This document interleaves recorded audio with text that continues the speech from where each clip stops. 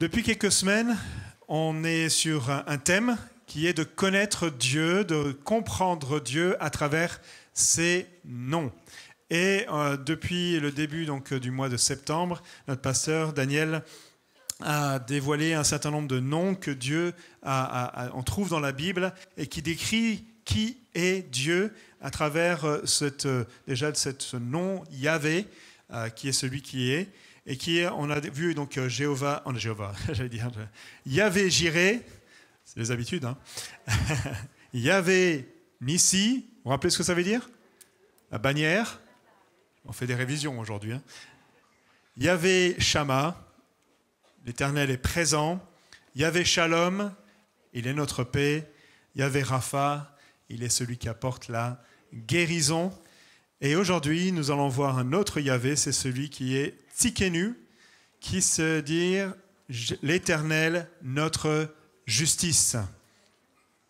Il est notre justice. C'est ce que veut dire ce texte. Qu'on va retrouver tout à l'heure dans Jérémie. Mais avant ça, vous savez, lorsqu'on aborde la question de la justice, on est toujours avec des sentiments mitigés lorsqu'on aborde la question de la justice. En général, la justice, on aime bien ne pas y avoir affaire. Vous êtes d'accord? Parce qu'en général, c'est qu'il y a eu un problème, il y a quelque chose qui a dysfonctionné, il y a eu une injustice, et pour corriger cette injustice, il faut aller devant la justice pour pouvoir rétablir les choses. Et dans notre société, dans notre monde, il y a beaucoup de méfiance et de défiance par rapport à la justice humaine. Et ce n'est pas quelque chose de nouveau, c'est quelque chose qui était présent déjà dans l'Ancien Testament et aussi dans le Nouveau. Et quand le texte qu'on va lire aujourd'hui, qui est dans Jérémie au chapitre 23, versets 5 et 6, il nous est dit que c'était un moment où justement il y avait des leaders, des responsables politiques, religieux, qui ne vivaient pas avec cette justice de Dieu dans leur façon de diriger les choses. Ils faisaient preuve d'injustice.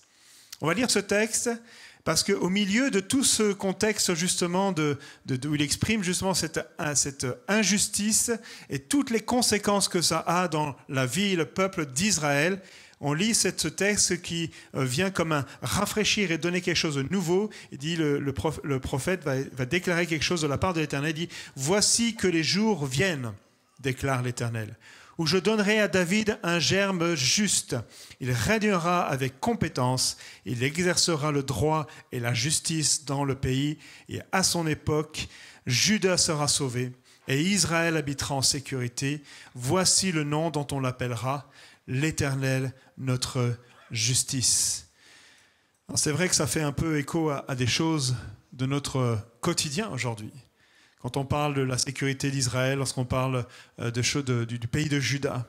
Mais au-delà de ces circonstances actuelles, il y a une promesse qui va au-delà de montrer que Dieu est notre justice. Et dans ce texte, en hébreu, c'est ce qui est écrit, Yahvé Tsidkenu, qui vient de Tzedek, qui vient de la justice. Et la justice, on ne doit pas la confondre entre la justice humaine et la justice divine.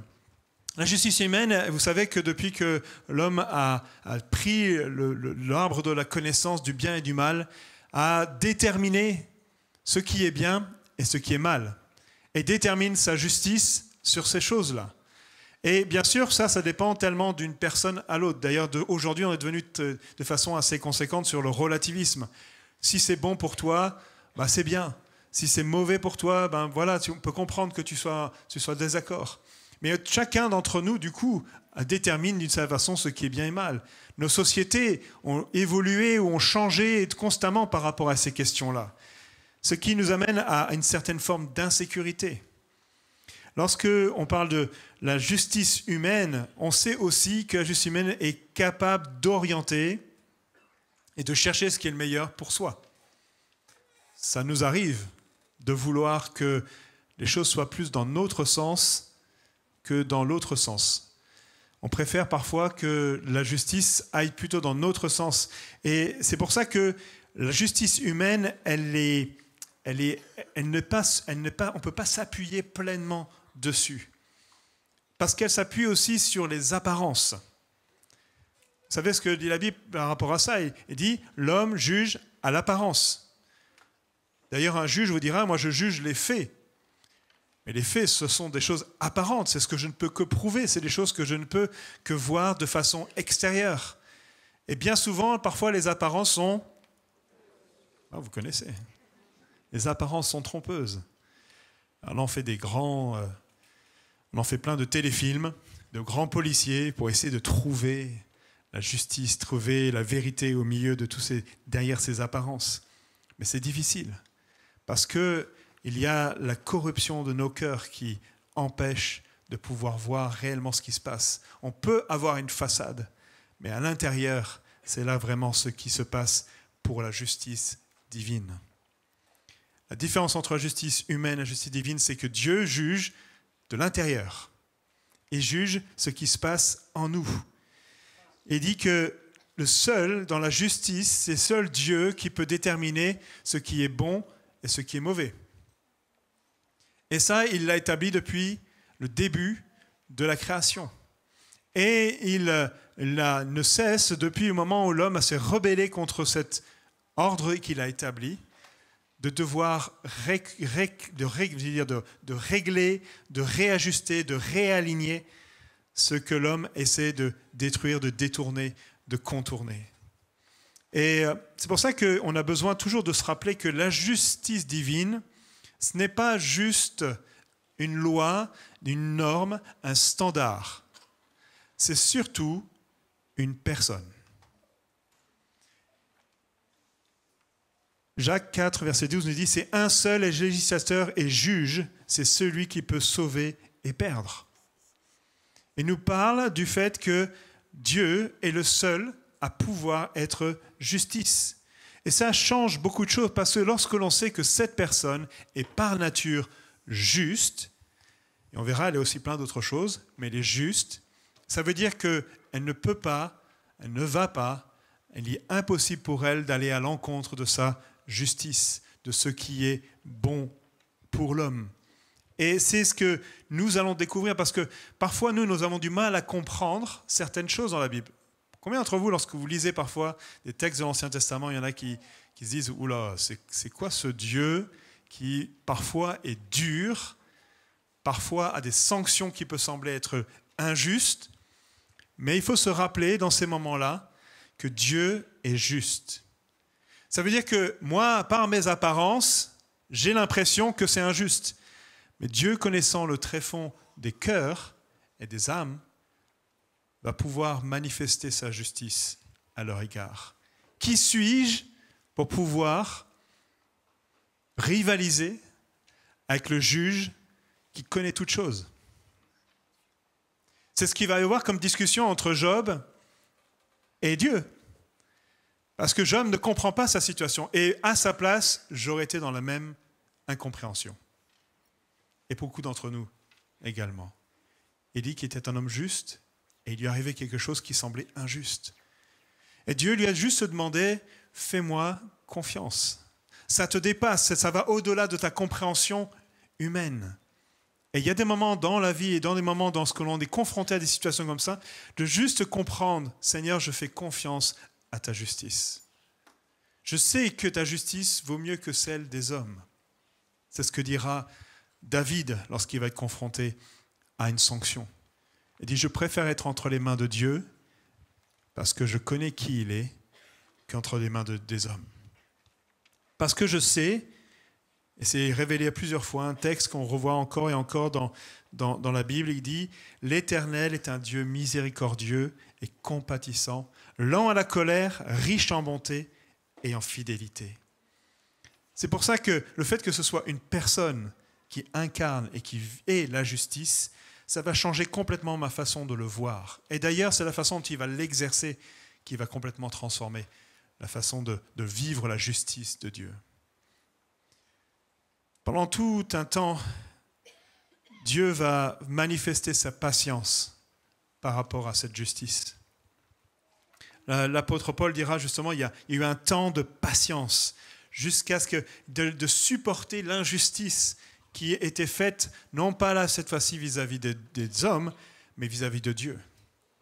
Parce que à chaque fois que je transgresse la loi divine qui est celle qui est essentielle, si on devait résumer, parce qu'il y en a plusieurs centaines de lois et de règles qui sont établies dans la loi mosaïque et puis bien avant aussi, on résume ça, et Jésus va résumer ça: tu aimeras ton Seigneur, ton Dieu, de tout ton cœur, de toute ta force et de toute ta pensée.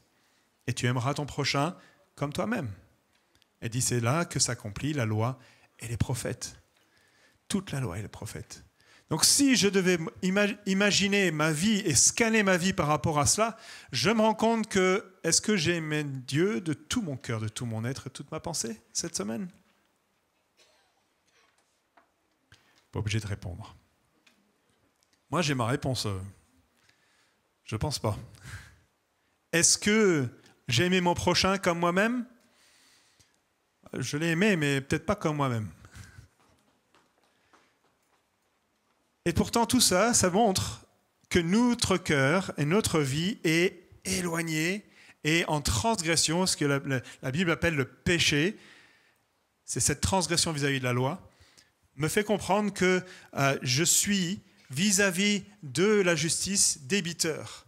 Je suis quelqu'un qui a besoin je suis condamnable, je suis coupable devant la justice de Dieu. Pourtant, Dieu est patient. Et d'ailleurs, parfois, on ne comprend pas pourquoi dans ce monde, il y a autant d'injustices, de mal qui peuvent être ça. Et on est très souvent confronté à ces questions-là. Vous êtes d'accord? Il y a souvent dans les entretiens, on a cette question-là parce qu'on essaie de comprendre. La première chose, c'est que ça ne vient pas de Dieu, ça vient de nous. Comme on l'a vu, c'est nous qui avons transgressé. Donc, l'injustice qu'il y a dans ce monde, c'est lié à notre désir, à l'être humain, de désirer avoir son propre chemin. C'est ce que d'ailleurs va dire Moïse. Il dit, voilà, Dieu est juste, mais vous avez un cœur corrompu. C'est pour ça que vous vivez tous ces dysfonctionnements dans votre quotidien. En plus, Dieu a décidé dans sa patience d'attendre et de supporter qu'il y ait des injustices sur cette terre. Et il dit qu'il y a quand même une limite à ça.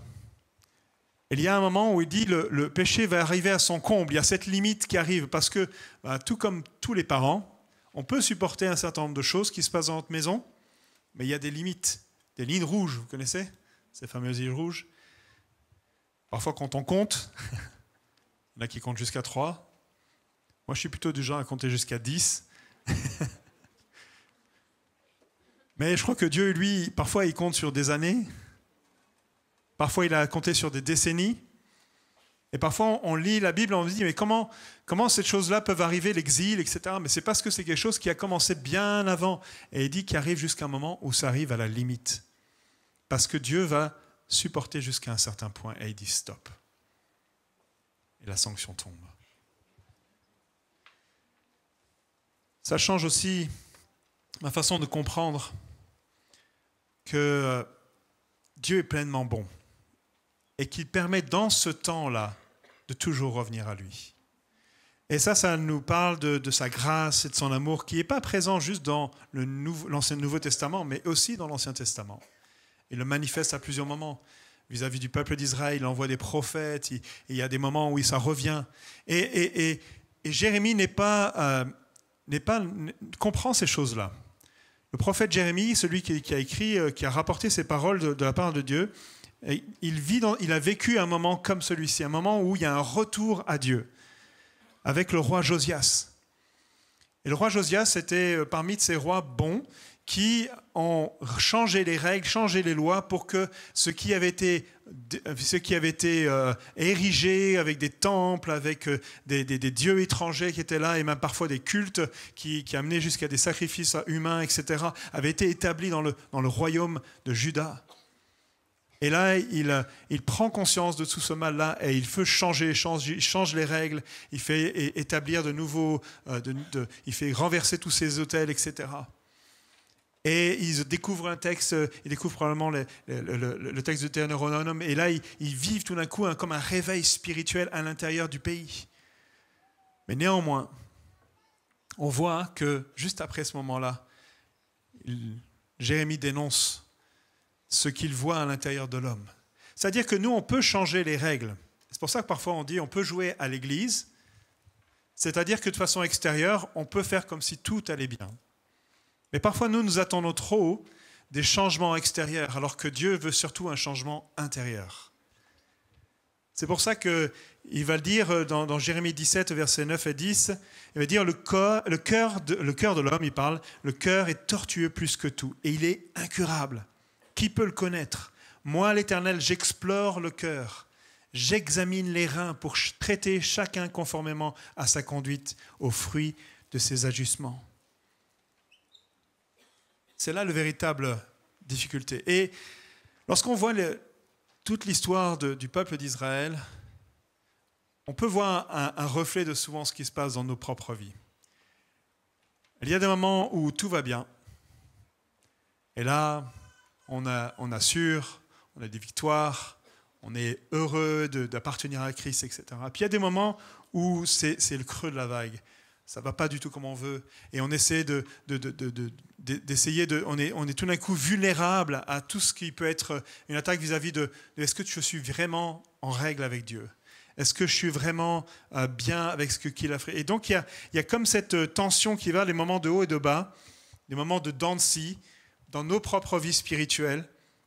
Parce que quand je suis dans les moments de haut, j'y arrive. Seigneur, tu vois, je suis à la hauteur de tes exigences. Je suis à la hauteur de ce que tu voudrais dans ma vie. Et puis, il y a des moments où, donc, quand on est bas, on est chute. Dans nos moments de chute, on est vulnérable. On est facilement attaquable dans nos pensées, dans nos cœurs. Et on remet tout en question. Seigneur, si tu étais où ? Pourquoi je ne peux plus m'appuyer sur toi ? Et on questionne notre relation avec Dieu. Et on voit justement que ça insécurise notre relation avec Dieu. On a une sorte d'instabilité, il y a un manque d'assurance. On doute même parfois, et certains doutent de leur salut dans ces moments-là, en disant « Seigneur, mais hier je croyais parce que ça allait bien, mais aujourd'hui, c'est le désert. J'ai du mal à voir encore ta main, j'ai du mal à entendre ta voix, j'ai encore du mal à sentir ta présence. Où es-tu » Et là, il y a des doutes. Seigneur, est-ce que je suis vraiment sauvé ? Est-ce que je suis vraiment en règle avec toi ? Est-ce que vraiment ce que j'ai vécu, c'est véritablement encore d'actualité pour moi ? C'est là que de se rappeler et de revenir à ce texte qui nous dit que nous pouvons nous reposer sur sa justice. Il dit que c'est son fondement de son trône. C'est le fondement de qui est Dieu. Et pour cela, bien sûr, lorsqu'on relit ce texte de Jérémie 23, il dit « Voici les jours viennent où je donnerai à David un germe juste. Il régnera avec compétence, il exercera le droit et la justice dans le pays, et à son époque, Juda sera sauvé et Israël habitera en sécurité. Voici le nom dont on l'appellera l'Éternel, notre justice. » Quand on lit ce texte-là, on voit très bien qu'il fait référence au Messie, à Jésus-Christ, à celui qui allait venir et qui allait établir ce règne de justice. Il règne avec compétence, il exerce le droit et la justice. Il fait référence à Jésus, bien sûr. Pourquoi ? Pourquoi il fallait qu'il y ait un germe juste, quelqu'un qui vienne, qui soit pleinement juste. Et c'est ce que Jésus est venu faire. Il est venu manifester sa justice de Dieu au milieu de nous. Il était pleinement juste, depuis sa naissance jusqu'à sa mort. Il est dit que il a tout fait pour obéir aux commandements de Dieu. Il est même dit d'ailleurs qu'il n'est pas venu pour abolir la loi et les prophètes, mais il est venu pour les accomplir. Ça veut dire qu'il est venu compléter, accomplir jusqu'au bout toute la loi. Tout ce qui aurait pu être un obstacle à cette justice-là. Et en plus de cela, il dit qu'il a fait tout ce qui devait être juste. Par exemple, beaucoup d'entre nous, on se pose la question, mais pourquoi Jésus a dû être baptisé ? Et s'il était sans péché, pourquoi il a fait un baptême de repentance ? Et on lit ça dans Matthieu 3 à 15, lorsque justement Jean vient s'opposer à lui en disant « Non, c'est à moi d'être baptisé, pas à toi d'être baptisé par moi. » Jésus lui répondit « Laisse faire maintenant. Car il est convenable que nous accomplissions ainsi tout ce qui est juste. » Accomplir tout ce qui est juste. Et à côté de ça, il dit qu'il a tout fait et dit que ce que son Père lui a ordonné. Il était pleinement aligné, pleinement dans la justice de Dieu, pleinement aligné avec la volonté de Dieu. Et c'est pour ça qu'il était appelé juste. Et lorsqu'il est sur la croix et qu'il dit maintenant tout est accompli, ça veut dire que tout ce qui aurait pu être un obstacle à cette justice, à cette vie droite dans laquelle Dieu attend chacun d'entre nous, il lui dit je l'ai accompli, j'ai vécu cela. Et ça vient nous montrer combien Dieu a permis que Jésus soit le juste, qui vienne nous amener la justice. Il était même reconnu par les hommes comme étant juste. Pilate va dire « Je suis innocent du sang de ce juste ». Il reconnaît lui-même que Jésus n'avait aucune raison d'être condamné. Et puis bien sûr, Jésus va ressusciter, ce qui était la preuve que la mort n'avait rien retenu contre lui. Elle ne pouvait pas le retenir parce qu'il était innocent. Et tout ça, ça nous parle de deux choses. C'est que ça a permis à Jésus de prendre notre condamnation. Il fallait qu'il y ait quelqu'un de juste et de pleinement juste pour qu'il prenne sur lui nos péchés, toute notre transgression vis-à-vis de la loi de Dieu. C'est-à-dire que, imaginez tout l'univers, toutes les personnes qui ont cette transgression vis-à-vis de Dieu, tout cela, et c'était la manifestation du sacrifice, on a parlé tout à l'heure de l'agneau de Dieu, c'était celui qui venait, il fallait qu'il soit innocent. Il fallait que celui qui reçoive, alors je vais peut-être revenir en arrière, pour que vous compreniez, dans le temps de l'Ancien Testament, quand on faisait des sacrifices, c'était l'ombre des choses à venir.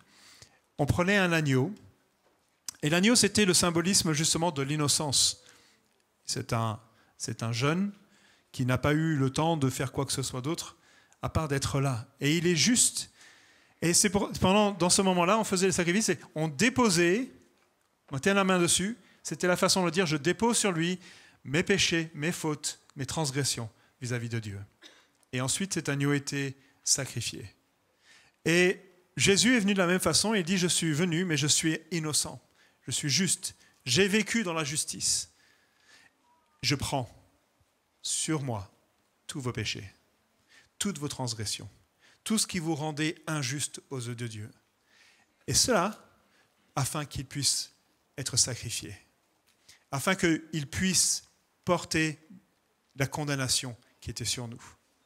Et ça, c'est la puissance de l'Évangile. Dans 2 Corinthiens, chapitre 5, verset 21, Paul dit « Celui qui était innocent de tout péché, Dieu l'a condamné comme un pécheur à notre place, pour que dans l'union avec le Christ, nous soyons justes aux yeux de Dieu. » Il a pris notre condamnation afin de nous retirer toute condamnation qui était sur nous, toute notre transgression.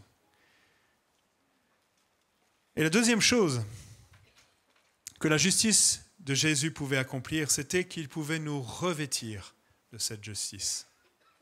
Non seulement ça lui permettait de dire « je viens m'offrir » comme quelqu'un qui vient offrir son innocence pour pouvoir porter votre péché, mais en plus, cette justice que j'ai construite au fur et à mesure de ma vie, je vous l'offre. Jésus a manifesté ça, pas d'une façon distante, lointaine. Il est dit qu'il a souffert pour être à l'obéissance, en obéissance à son Père. Parfois on se dit, mais Jésus c'était Dieu, c'était facile pour lui. Non, il est dit qu'il a souffert pour tout cela. Il a vécu les mêmes tentations, il a vécu les mêmes attaques, il a vécu avec les mêmes injustices qui étaient autour de lui. Et malgré tout cela, grâce à cette détermination qu'il avait de Dieu de rester juste pour pouvoir nous l'offrir, à la fin, il nous l'offre. Comme un vêtement neuf. Il dit, voilà, je prends ton vêtement qui est sale, qui est rempli de transgressions, et je te donne un vêtement qui est neuf, qui est non souillé, qui est complètement juste aux yeux de Dieu. Parce que désormais, aux yeux de Dieu, tu es juste. Tu es sans péché. Tu es complètement immaculé. Il n'y a plus rien qui pourrait te rappeler ce que tu avais avant parce que cela, je l'ai pris et je l'ai détruit.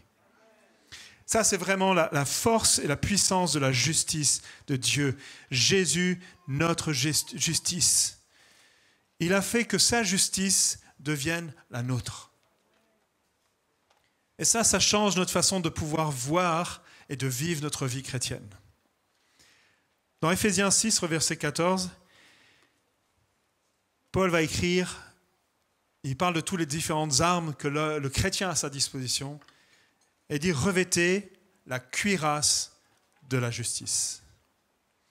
Cette armure qui va nous permettre de pouvoir résister aux attaques de l'ennemi, de nous permettre d'avoir une stabilité, parce que ça protège les éléments essentiels de nos corps. Ça, c'est ce qu'on fait avec une armure, c'est pour protéger les organes les plus exposés.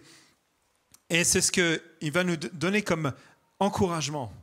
Revêtez la cuirasse de la justice. Parce que ça va nous servir au quotidien. Ça va nous servir pour éviter les hauts et les bas qu'on peut avoir dans notre vie chrétienne. Ça nous rappelle que nous n'allons pas pouvoir, par nos propres mérites, essayer de gagner quoi que ce soit auprès de Dieu. Ça ne sert à rien. Parce que nous avons la justice de Dieu. Est-ce que vous connaissez la tendance des DIY? Pour ceux qui connaissent. DIY, do it yourself. Vous connaissez? C'est tout ce qui est, on va dire du bricolage où on fait par soi-même. C'est ça que ça veut dire, faire par soi-même. Vous avez appris un peu d'anglais aujourd'hui en plus d'un petit peu d'hébreu. Do it yourself, ça veut dire en gros que je vais essayer de faire par mes propres moyens ce que d'autres font et j'essaie de faire la même chose. Alors des fois ça réussit, d'autres fois ça réussit moins bien. Alors, on a des armoires qui sont un petit peu moins droites, on a des réparations qui sont très approximatives, on a des créations qui ne ressemblent pas vraiment à ce à quoi on aurait pensé au départ. Mais vous voyez la différence, c'est qu'entre ce que Dieu peut faire par sa justice et ce que moi je peux faire par la justice, ça n'a rien à voir. Je peux essayer par mes propres forces de bâtir mon mérite vis-à-vis de Dieu. Par mes actions, par ma prière, même par venant lors d'un culte le dimanche matin, peu importe le moment, je sais de bâtir et en moi, tu vois Seigneur, je ne suis pas si mal que ça finalement. Par rapport aux autres. Et pour Dieu, ça n'a pas de valeur. Parce que c'est encore entaché de tout ce que j'ai parlé tout à l'heure. Il dit, si tu veux vraiment ce qui fonctionne, ce qui va être le point gagnant si tu vas dans un procès avec moi, c'est la justice que tu as en Jésus. Si je sais que lorsque je vais aller devant un tribunal et que je sais que je vais gagner, on est quand même plus serein. Hein? Oui? Quand on a un doute, les nuits sont plus compliquées. Mais j'imagine toujours de voir cette justice de Dieu et de dire, Seigneur, moi je viens avec ta justice. Et quand je viens, je sais que là j'arrive, je dis, moi je connais le juge, c'est Dieu le Père, c'est mon Père. Et je connais mon avocat, c'est mon grand frère, c'est celui qui m'a précédé, c'est mon sauveur, c'est mon Seigneur. Alors, je ne sais peut-être pas m'exprimer, je ne sais peut-être pas bien parler, je ne sais peut-être pas bien me défendre. Ouais, il va faire tout le travail pour moi parce que c'est lui ma justice. Et c'est ça qu'on a besoin de voir dans notre vie quotidienne. Et ça, on le saisit par la foi. C'est-à-dire que ça n'a rien à voir avec ce que je peux accomplir. C'est uniquement lorsque j'accepte et je comprends qui est Jésus. Quand je crois en lui, quand je crois ce qu'il a accompli, quand je crois qu'il a pris sur la croix tous mes péchés, quand il me revêt de sa justice, alors je suis revêtu de cette armure. Et si il m'arrive de pécher, si le Seigneur me dit « Hé, là, regarde, là, c'est une transgression par rapport à ce que j'aurais fait, par rapport à ce que j'attends de toi. » Alors à ce moment-là, je peux venir vers Jésus. Et il nous dit que si je viens à lui, en lui confessant mes péchés, il est juste et fidèle pour me pardonner et pour me purifier. Et à chaque fois que je fais ça, ça se passe entre lui et moi. Ça implique personne d'autre dans cette histoire.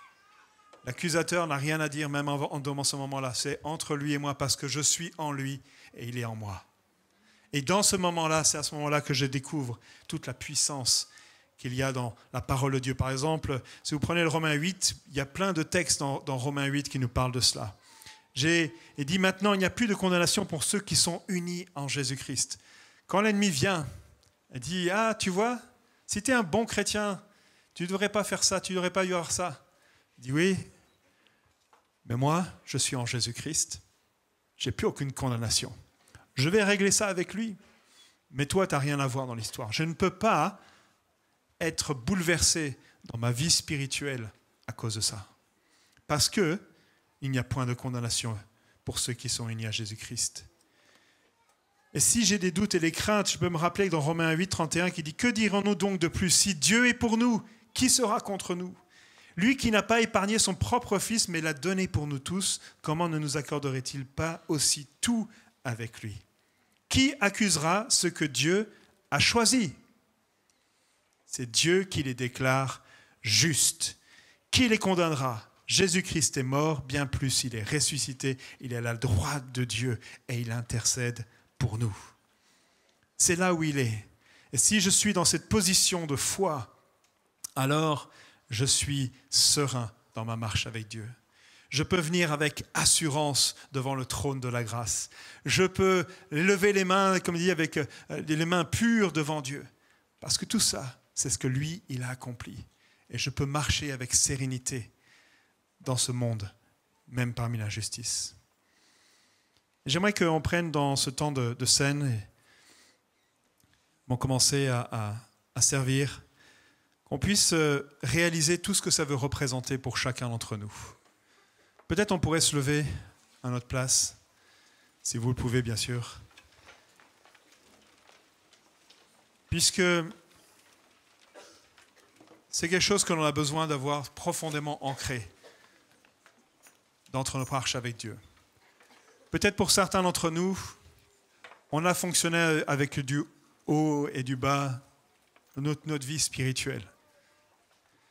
Mais aujourd'hui, c'est peut-être l'occasion de dire, Seigneur, je ne veux pas m'appuyer sur mes propres mérites, sur peut-être aussi mes propres fautes, mais je veux m'appuyer pleinement sur toi. Ça n'a rien à voir avec moi.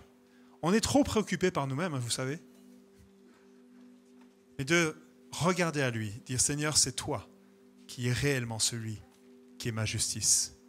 Cette justice qui va me permettre d'aller jusqu'au bout et d'entrer dans le porte du ciel, être accueilli par le Père, être accueilli par Jésus, parce que, tout simplement, je suis juste aux yeux de Pierre. Et quand je suis dans cette position, je n'ai plus à craindre la condamnation, je n'ai plus à craindre les attaques de l'ennemi, je n'ai plus à craindre d'être déstabilisé par des injustices. Parce que je sais que dans ces moments-là, je peux m'appuyer sur Jésus. Et ça veut dire que je veux me dépouiller de tout ce qui est cette transgression, tout ce qui pourrait être encore un obstacle et devenir, Seigneur, je viens vers toi. Je suis conscient que j'ai besoin de ton pardon. Parce que je vais toucher la justice qu'il y a en toi. Je veux m'en revêtir aujourd'hui. Je ne veux pas me laisser perturber, Seigneur, par le vent qui souffle, par les situations qui peut-être autour de moi me perturbent. Je ne veux pas non plus me laisser arrêter par ce péché qui m'entoure si facilement, dit la parole. Et je viens vers toi, et alors qu'on va prendre le pain, nous en prendre le jus de raisin, on veut se rappeler de tout ce que Jésus a accompli. Parce que ça n'a rien à voir avec moi, mais ça a tout à voir avec lui. Et on veut juste se réjouir. On veut se rappeler de tout ce que ça veut dire. Parce qu'un jour, Seigneur, on aura, alors qu'on marchera dans ta justice, alors qu'on manifestera aussi ta justice. C'est pour ça que Jésus dira, cherchez d'abord mon royaume et la justice. Alors qu'on vivra ça, il dit qu'à la fin, Paul dit ça, nous allons recevoir la couronne de justice. Parce que Dieu va nous le donner.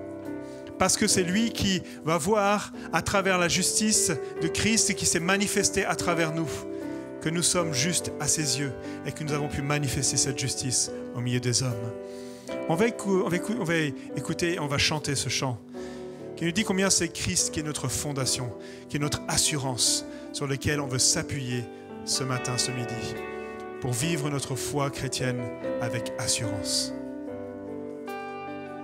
Tout ce que j'ai grâce à Jésus, oui, ses promesses sont pour moi, car il a payé ma rançon,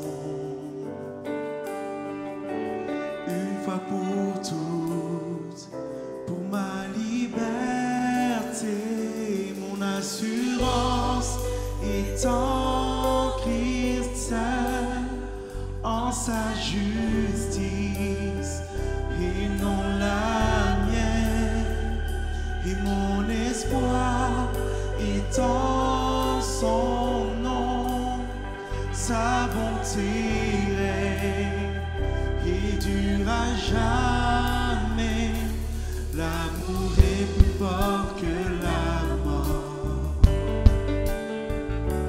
tous mes péchés sont sans puissance, et j'avance par ta faveur,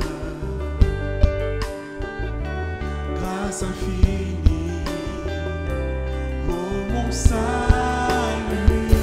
mon assurance est en Christ seul, en sa justice et non la mienne, mon espoir est en son nom, sa bonté règne et Dieu, mon assurance est en Christ seul, en sa justice et non la mienne, et mon espoir est en son nom, sa bonté règne et durera jamais.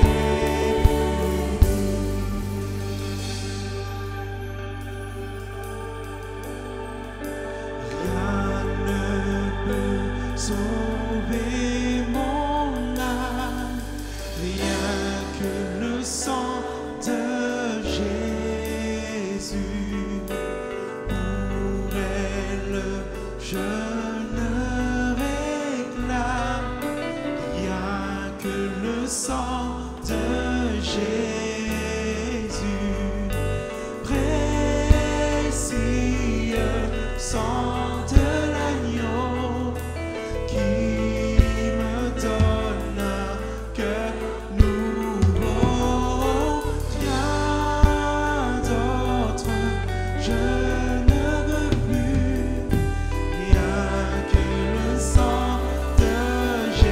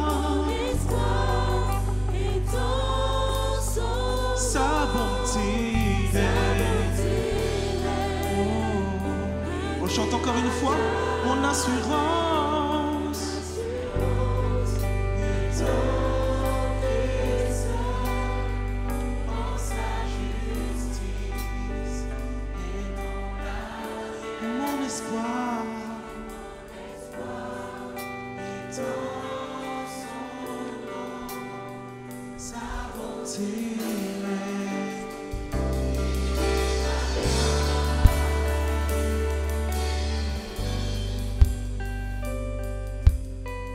Alors qu'on prend ce pain qui marque justement ce corps qui a été donné, cet agneau qui a été offert pour que chacun d'entre nous, nous puissions être appelés justes.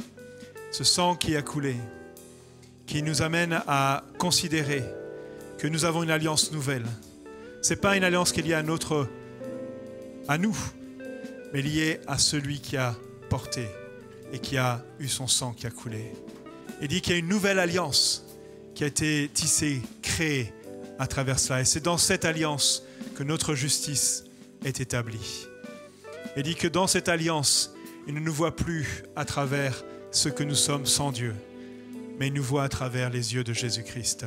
À travers Christ, il nous voit. Et c'est ce que nous faisons en faisant ce moment-là. Nous disons, Seigneur, je t'appartiens. Je suis fait un avec toi. Je suis en toi et tu es en moi. Et l'Église, ce matin, nous sommes ensemble ici, les justes, les justifiés devant Dieu.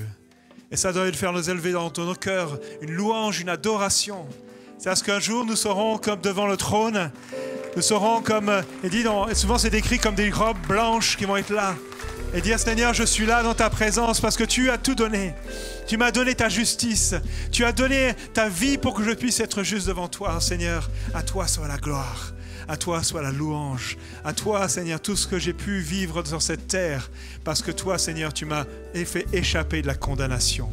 Et Seigneur, je veux vivre cette vie qui t'honore. Une vie, Seigneur, dans laquelle tu manifestes ta justice au quotidien. On veut prendre ce pain et ce vin. On veut prendre les éléments avec cette pensée profonde. Dieu, notre justice. Tu es notre justice.